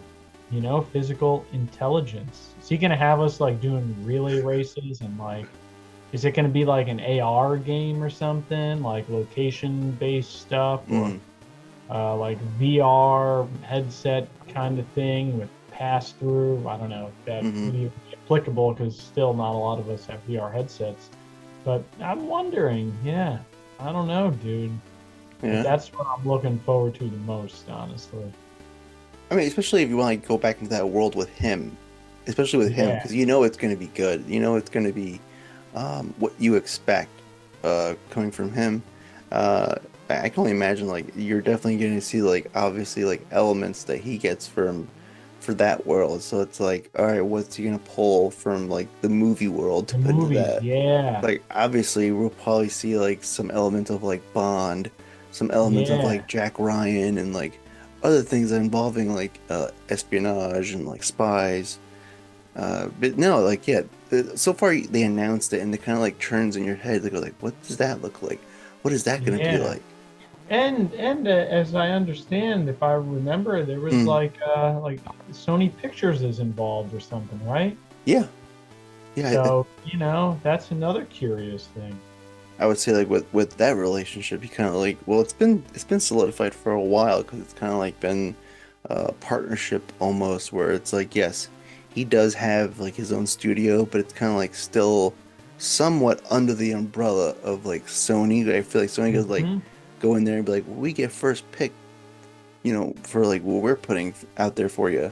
And so there's been a simpatico relationship between him and Sony. They do give him like a lot of leeway because I don't Yeah. I don't think Death Stranding was like a blockbuster seller where it's like, yeah, we're making big Oh bang no, bucks here, but it's still like, very niche. Oh yeah, yeah. so they understand that and they go like, yeah, do what you do and we'll release that out into the world for the Hmm. people that follow you and fans and such and also newcomers. Yeah. Assumingly there'll probably be some kind of film component or something like that. I imagine You know? so. I can't see it like being like, because we already had it with like I'm trying to remember the name. I think Quantum Break. Oh Like we kind of yeah. had that where it's like blending Yeah, of yeah. like blending of like real with like in-game cinema as well. It's like kind of blending both. So we kind of had that. So maybe it's gonna be something entirely different. I don't know because like with OD, it was just like people just doing kind of like voice acting, Yeah, uh, something about with that mapping. just felt, Yeah. that was probably of all his little trailers and teasers, I wasn't really feeling like got my ticket punched for the Hmm. Kojima hype train there, honestly. Yeah, because they hyped it up where it's like he's gonna be at this event. They propped out like it didn't look the same, but they made like basically the PT door all over again, Yeah. Oh, and right, right, and right, so right, and so right. you were kind of like going like, okay, this is going like towards like maybe horror or psychological horror element. And so when they showed the trailer, I literally just looked at my screen and said, "What the hell is that?" Yeah, what the hell was that? Yeah. I mean, you're Because working with some great motion capture stuff here. And I think there were some letters people discovered like in the shadows of their mouths or something. But yeah, what the hell was that? I mean, this day and age, everyone like dissects trailers and teasers to the Yeah. like, basically to the very small, minute detail. So, Oh yeah. I was expecting to see like what are people gonna break down with that, but like, it still didn't like really answer anything. So it's kind of like, especially with him in trailers, he's very deceiving in that part. He wants Yeah. to like, keep you on your toes. You think you know what this is about, and then he'll just pull the curtain and go like, "Nope, this is what it's really about. Enjoy." Yeah. I mean, look, obviously I'm gonna try it, Yeah. but of all his upcoming projects, including a Death Stranding movie or an original movie, whatever, Hmm. that might be one I'm just lukewarm about. Yeah, I was gonna say, I think it was like A24, right? I think A24 was Yeah. like, we're gonna basically, this is the studio for the Death Stranding movie, and Yeah. and so I'm like, well, it's already kind of like a movie on its own. Like, are you just gonna hire everyone from the game? I think he said that it's gonna be like an original story in like the world of Death Stranding Uh, or something like that. I'm not sure if we'll see like Sam or Higgs or all mm, original characters, but I'm pretty sure that's what he said. At least his intentions mm. for the Death Stranding film. Yeah, I mean, I'm not gonna like just shun it away. It's like obviously I'm gonna go and see like Oh yeah. what it's all Oh, about. definitely. Yeah, especially with that property, it's like, oh well, what's that gonna look like? Is it gonna be? I don't think a continuation of like the story. Like, is it gonna be like a side parallel story? Are we gonna go to the Yeah. past? Yeah. We don't know yet. We Pretty don't much like know. pretty much everything that he like touches, like we don't know yet. Like we have to basically wait till it's released and then dissect it It could fully. always be something that took place shortly before the Death Stranding. We might Hmm. get the world before this catastrophe or something like that. Yeah, before they Hard to need say. I was gonna say like, yeah, I was thinking like that too, where it's like before they needed like these literal like, non-aging babies strapped to people's Right, chests to right. like Yeah. figure out Before like what's people going on. started going underground and everything. Yeah. Oh yeah, that too. Before a corpse can almost become a bomb Yeah. of epic, destruction on its own. So it'll be interesting. I mean, what is not interesting, I would say, like, well, maybe some of his tweets where it could be like non-interesting, where it's like, I'm building this Lego set. I'm like, well, that's cool, I guess. Oh yeah, oh he loves it. He, that the thing about him, he loves to play, Yes. which is a good quality to have as an adult. Hmm. Like we forget, even when it's not video games, a lot of us, we get so caught up with the seriousness and the obligations of adulthood that, like, we forget to play.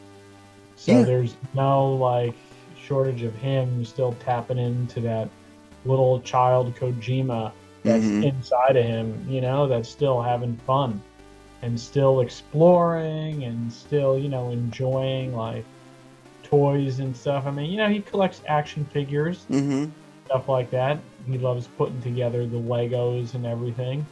He loves going to the movies and stuff. He's still very much in touch with, like, that inner child, so to speak. Yeah, I would say, like, whatever he comes out with or comes up with, I would consume it because, like, for me, it's been like since 1998, and it's just been Yeah, like nonstop, where it's like he is give me getting up more. there in age. So there'll come a Yeah, time where he's gonna say, "That's it for me. I'm done, folks." he might. I mean, David Lynch, for example, Hmm. in the Yeah. last week or something, he told us that he has emphysema, Hmm. but he didn't say I'm done. He said I can only more or less direct from home. Yeah. And so, when you have somebody who's so dedicated to what they do, I think ultimately the only thing that's going to stop them is death, really. You Pretty know, much. for as long as Kojima can keep going, he's going to want to keep creating and getting the stories out and telling the stories and stuff. I mean, as we get older, obviously we're of the generation where we started, playing video games, and we're like here in our late 30s, early 40s, and Mhm. we're still gaming. And, like, barring some catastrophe where I lose my freaking hands or my vision, I'm gonna keep playing video games probably until, I guess I check out. I mean, I don't play as much as I can. It comes and it goes, but Mhm. I try to get the free time in. I got the free time. I just, some things, some games, I should say, aren't as engaging as others. But as long as he keeps putting stuff out there Mhm. that I'm interested in, like, I'm gonna keep playing, and I don't think he's gonna stop until, like, he checks out. I mean, we all have our times. Most of us, I imagine all of us, we're human, where, like, sometimes life gets overwhelming and stuff. I know, at least for me, just personal stuff. Like, sometimes you just want to be like, listen, I just want to stop for a few minutes. I need to Mhm. recharge. I need to come back. But the thing for me that keeps me, I guess, alive and wanting to live is, like, what's to come. Mhm. Like, the ultimate FOMO for me is, like, when you die, like Jon Snow said, like, it was darkness, the lights just go out. And so, when that comes, you're not going to get to experience, like, movies, Mhm. television, video games, and stuff. So something that just keeps me wanting to wake up every morning is to see what's new, is to see what, like, some of my favorite creators, like Kojima, for instance, what he comes up with next. Like, I can't imagine, not waking up tomorrow and missing out on Death Stranding 2, Mhm. on Physint, on, whatever he has yet to announce. So as long as he keeps breathing, I'm going to keep consuming. Like, there's no stopping it. I would say, like, I would probably like circle it back, and like I think that we're at a sorry, I think we're at a good point where it's like um it's like the way he like constructed these worlds. Yes. It's gotten us, and it's like now we're here for the ride. Yeah. It was the franchise that kind of like brought us in. Now it's the man, the creator himself behind it all.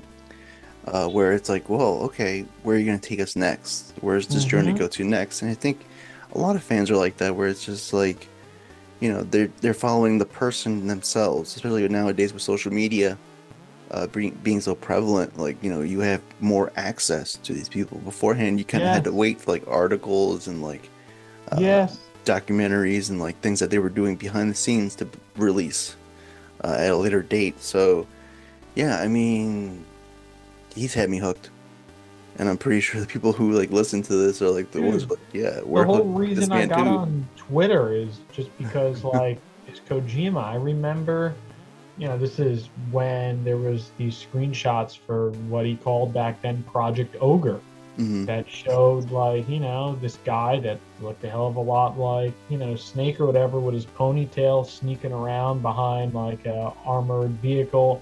When it showed, the kid in the jungle with that Rhodesian Ridgeback dog and stuff, I Mm. was like, wait, like, maybe some of the websites I was going to were reporting on that, but it was like, no, the only way I can see what he's doing is if I go on to his Twitter account. He Hmm. posts like a screenshot of like Volgan or whatever with that contorted face, and I was like, what?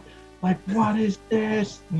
So like it was Kojima that, brought me to Twitter. I mean, eventually I signed up because I was like, well, if I'm just going here, why don't I just sign up? Maybe I could say something and maybe he'll hear from me. Hmm. In 2017, he was in New York City with Norman Reedus. I think it was 2017. Yeah, he was at like the Tribeca, like films and like game festival or something.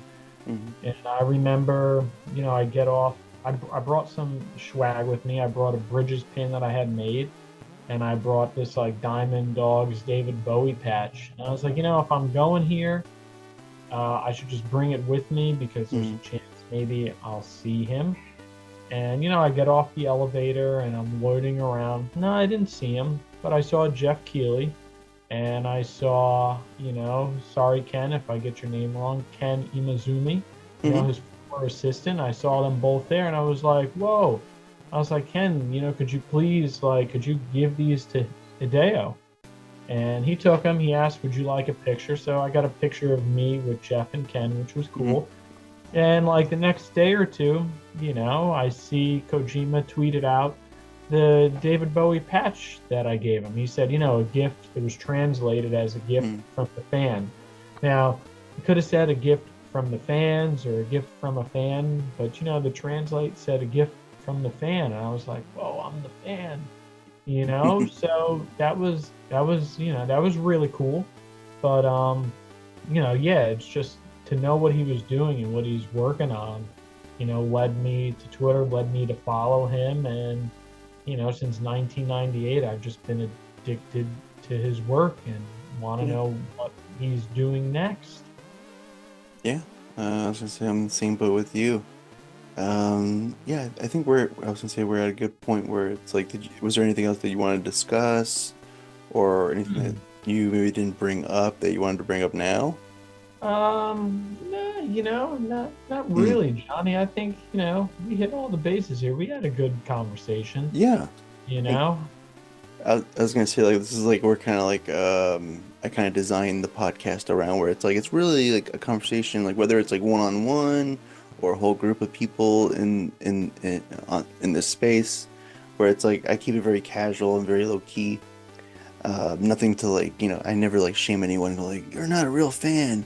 You didn't know Oh, about this yeah. information. I never do stuff like that Uh-uh. because there's all different types of levels of fandom. Oh, dude, you ain't lying. I am no Hmm. expert. Like I told you, Yeah. I didn't play Rising, I didn't play Rising, I mean, the only thing I guess I could say really Hmm. is that, like I said, when I started with that NSF patch, that was kind of something for me, Hmm. because I wanted it. I was so obsessed with with like, well, what the hell does that mean? Like, why, what's this skull? What's the black and yellow mean? Hmm. Like it was kind of for me. And then I thought about it for a moment. I was like, wait, like we can't find these things anywhere, Hmm.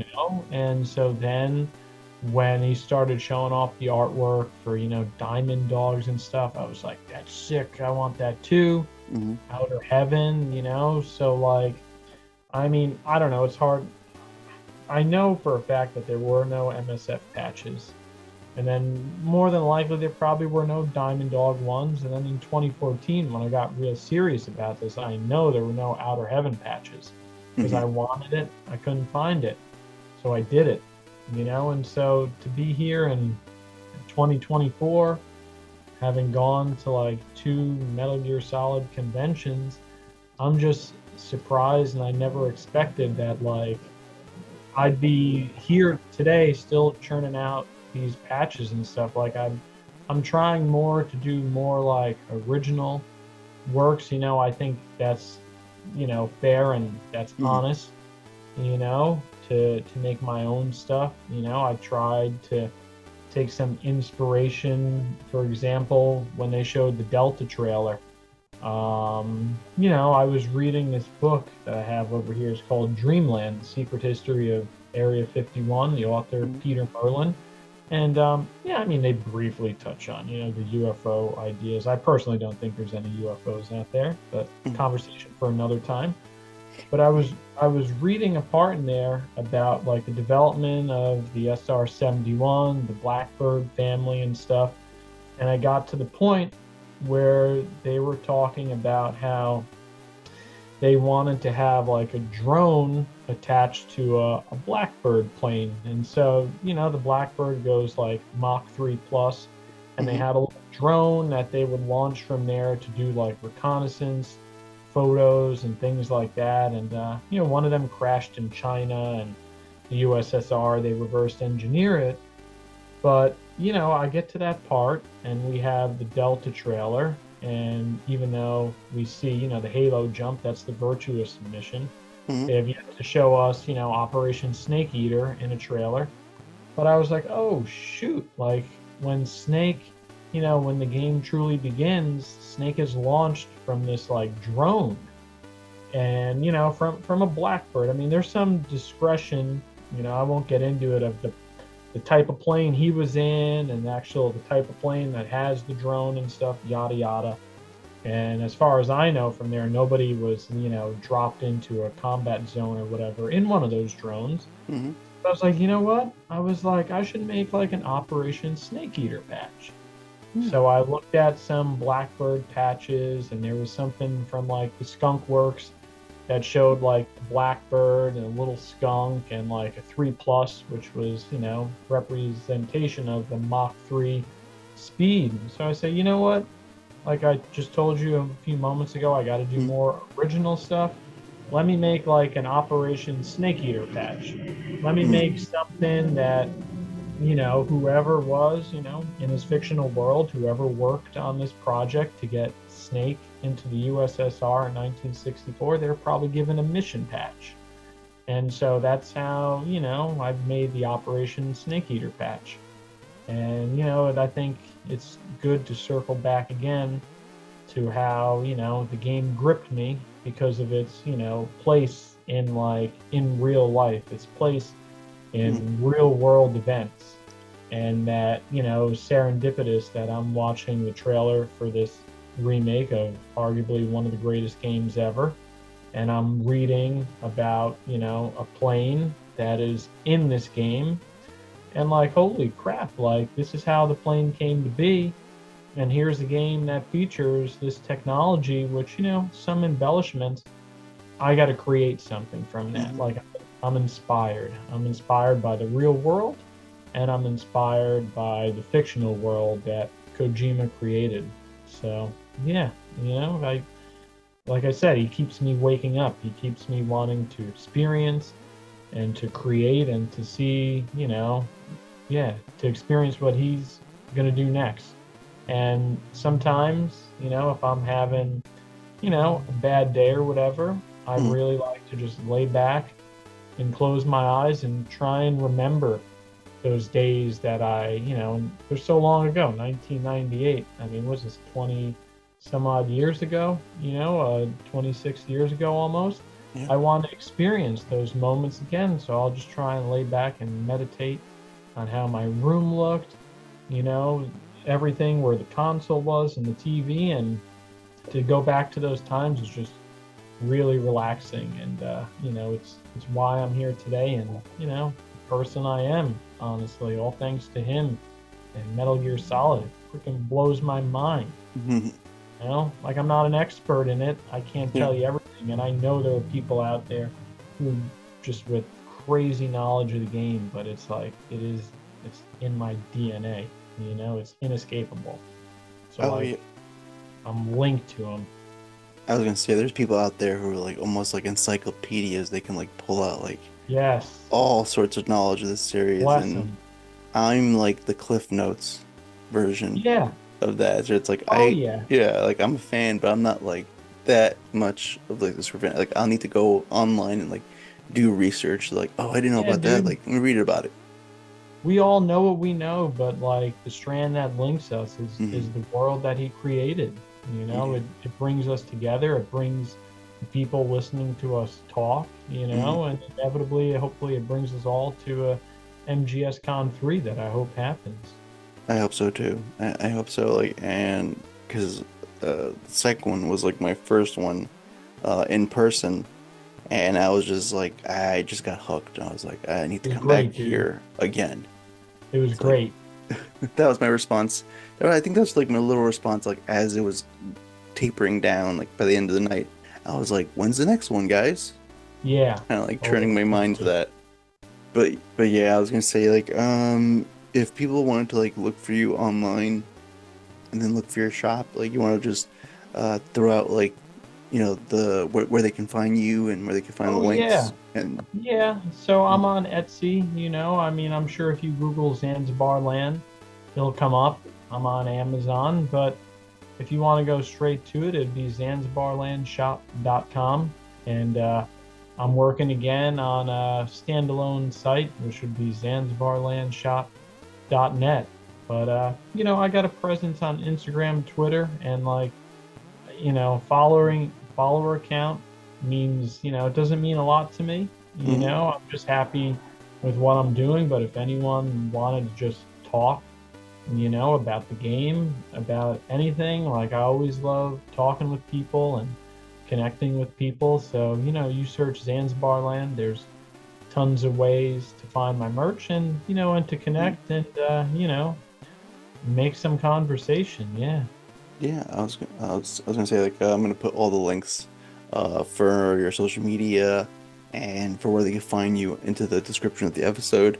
Sure. And yeah, like you said before, like when because of the convention, I get to see people in person where I just like, oh, let's exchange contact information. Let's Yeah. let's keep the conversation going. It's like we don't have to like obviously, Oh, well, dude. people live Last far and year when wide. I was there, I told there was a guy, his name was Robert. He Mm, was cosplaying as Solid Snake. And after the convention was done, we're hanging out in the lobby. That was a lot of fun. I mm, remember being out in the pool listening to Talking Heads, and then we brought the party in the lobby. And I told him that I was going to visit somebody that I know or knew now in San Jose, and he gave me a great recommendation for a barbecue place, which I mm, went to. It was awesome. I was hoping to go back there when I was out there, but things didn't pan out. And I saw him again. He was at MGS Con 2, and he was dressed as Big Boss this time, not Solid Snake. mm, And it was great to see him because one, I felt like seeing him again for the second time. We had this place in common, MGS Con, and it's like I made a friend. And when I was out there, after the convention, I went north to the town that he lives in to go visit somebody. And plans changed. And at that time, like, it was I needed a friend. mm-hmm. No other way to put it. I needed a friend. And he was there and he came through and we talked, we got to know each other. And we're texting here and there, just seeing how each other's doing, checking in on their situations and like, I made a great friend from the convention Mm. and it all comes back, to Metal Gear Solid. Now, he's not an acquaintance. I consider this guy a friend and a great one at that. Like, I he really helped me out when I was stressing. So, I hope there's another one, man. I hope. You Oh know, yeah, I want to meet more of us. You know, I want to meet more of us. exactly. If I'm to like go off the second one, I'm expecting to believe like the third one, you'll get even more people because like people word of mouth will start talking to people that Oh they yeah, know that enjoy the series, and it'll just carry on from yeah. there. Some people didn't even know that there was an MGS Con. And, you know, Yeah, here we are in year two. yeah. I was gonna say like some of the discords I'm in where some people weren't even aware, and I was like, well, this is the second one. It's like Right? I'm hoping for a third one, and then they're like, yeah, if there's a third one, I'm coming, and I was like, great. Yeah. It's like the We got to more the keep it merrier. going. Yeah. Of course. I mean, they have little shop horror conventions. They have Rocky Horror Picture Show conventions, Star Trek conventions. There's no reason why we can't continue on until, we're walking around with canes and wheelchairs like Major Zero. I mean, albeit that we get to that point, like, yes, let's all grow of old age and continue on rocking at conventions. Yeah, Um, dude. yeah, I was gonna say, like, this has been an enjoyable conversation, getting to talk with Likewise. you and chat about the series. Like everybody, like I tell everybody who comes on the podcast, um, more than welcome to come back if you have any like if you just want to talk more about it or dive deep into something else. I have no problem with that. I enjoy chatting with people about this series because in high school I only had one friend out of like 2,000 people in my graduating class that actually played this series. So Ah, this is like the moment I get like I get to oh, chat about yeah. this thing whereas with other people who like understand me and know what I'm talking Oh, about. man. I got one more Metal Gear related story in Yeah. regards to friendships. I got a fox tattoo. Mine's orange. My other friend, he's got the fox tattoo. His fox is black. And so when Metal Gear Solid 2 came out, I took everybody, not everybody, maybe five, six of us. I got all the pre-order receipts. Hmm. I took the bus to the mall. I got all their games. I came to school late, stack of MGS2 games, handing them out to everybody. And so my friend, well, he wasn't my friend at the time. This kid was like, "Hey, can I come over and check out the game?" I said, Hmm. "Yeah, sure, all right." He, like me, prior, he saw something in a video game magazine. He wanted to come over, see what's the deal with these Metal Gear games. So the guy comes over, and back then we had caller ID and stuff. Hmm. That was kind of like not really a luxury, but an added service. And I get a phone call from one of my classmates. I was like, dude, I don't want to talk to this guy. I just want to play the game. So he calls again. And then my buddy answers the phone and he's like, oh my God, he's chopping me up. Wah! And so I was like, God damn it, I got to talk to this guy. Yeah, whatever. That's cool. I had a good day at school. See you later. Click. Let me eat Solid Snake. So I go to school the next day and people are like, yeah, what happened to Fitz, huh? I was like, what happened, man? He's like, yeah, and people are asking me, what happened to Scott? And I'm just like, today's a weird day. And I get called into the principal's office. He's like, I'm here with detective this guy and detective that guy. Your mother gave me permission to represent you. Hmm. Like, what the hell did I do? Like, what did I do? I don't even think I was downloading. Actually, yeah, I was downloading music at the time. But I was like, what the hell did I do? And they're like, yeah, Scott didn't come home last night, and we got word that you were the last person who saw him. And I was like, look, I don't even know this guy, okay? Oh Like, no. I don't know who he is. I don't know who he is. This is November. For months, they're dogging me and dogging me, and they come over. They're like, we need you to write a written statement. Hmm. We need you this, and then at one point, they flat out asked me, "Did you kill him?" Oh my God! I Oh laughed in their wow. face. I was like, "No, I don't know where this asshole went." And months later, the heat died down. They know where this guy was, and he shows up in like February. Just as soon as lunchtime started, I'm taking the chair off the lunch table. He shows up. Oh, my hands open up. I dropped the table. I was like, dude, what the fuck? Like, where have you been? And he's like, I don't like my parents. I ran away to New York City, and we're best Yep. friends now. And it all comes back to Metal Gear Solid 2. You know? Yeah. And I would say like that's probably like the moral of the story. Like Metal Gear Solid, it helps you make friends. Yes, yeah. Say no more, Johnny. Say no more. I want to thank you again, GBL, for coming on the episode and You're sharing your welcome. story. Yeah, thanks for having me, Johnny. Thank you. Awesome.